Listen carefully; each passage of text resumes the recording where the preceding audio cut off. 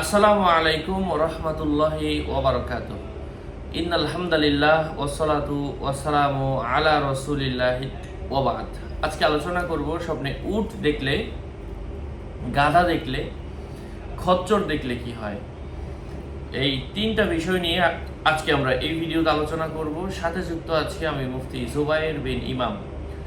আলোচনা বুঝতে সাথেই থাকবেন। এখনো যারা চ্যানেলটি সাবস্ক্রাইব করেননি, সাবস্ক্রাইব করতে ভুলবেন না। প্রত্যেক ভিডিওতেই বলি, ভেরিফাইড চ্যানেলের ডেসক্রিপশন বক্সে ক্লিক করলে আমার পেজ এবং আইডি আসবে।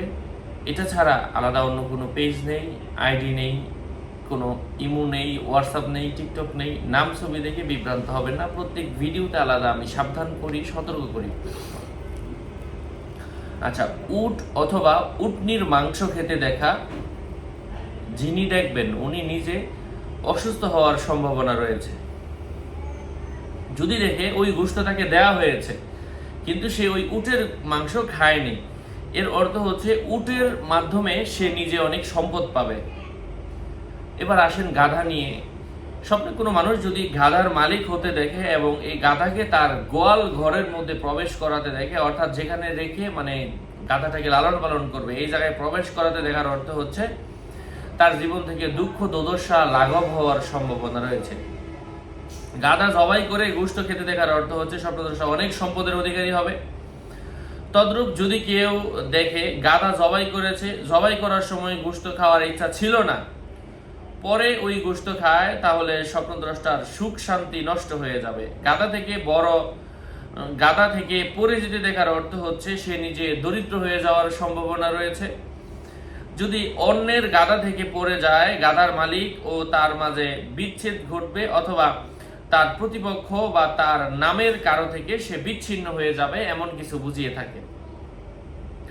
গাধা থেকে নামছে তবে সিঁড়ির ব্যবস্থা নেই, তাহলে তার সম্পদ খরচ করতে করতে শেষ হয়ে যাবে। সিঁড়ির ব্যবস্থা থাকলে সে যে কাজটা আশা করেছে তা পূরণ হবে না।